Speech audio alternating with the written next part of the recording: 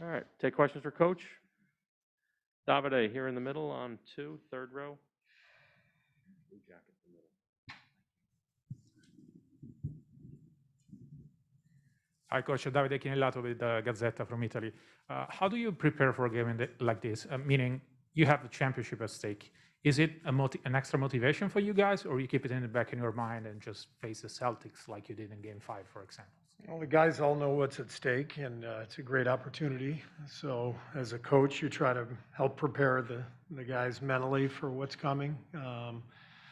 You have to go out and play with the desperation, that I got you this far, but without the anxiety that can come with, thinking about clinching. You can't think about any of that. You got to just think about executing 1 minute at a time, one play at a time, and that's the focus tonight. Any other questions? Candace in the back. Hey, Steve. Throughout the playoffs, there have been some times that even we've seen that you've addressed, enjoying the moment and savoring the moment, even when you're facing a tough time during a game. I'm wondering, throughout this whole journey, the playoffs journey, personally, what have you done to savor the moment, or is that even possible when you're in the thick of it? Oh, no, it's very possible. I mean, we get to compete,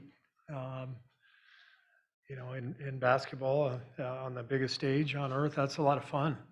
So I think our players and our coaches have all embraced the opportunity, and doesn't mean it comes without stress. There's definitely stress, but that's all part of competition. I think none of us would be doing this if we didn't embrace competition, and part of that is accepting that you might win, you might lose, but being in the fight is something that all of us really relish. And for that reason, this is the best time of the year, and I think we all need to savor it at times. Back row under the camera. Hey, Steve. I think this is game 105 for you this year. I think this is 107 for Boston. Do you sense any collective fatigue once you get to games 4, 5, 6 of the finals? It's too late for that. It's too late for that. I mean, it's not like we were fresh after 101 games, It's like the season is just so long, and so you're here, and the good thing with the finals, generally you have a couple of days rest in between games. So I think we'll be ready to go tonight. Second row on the right.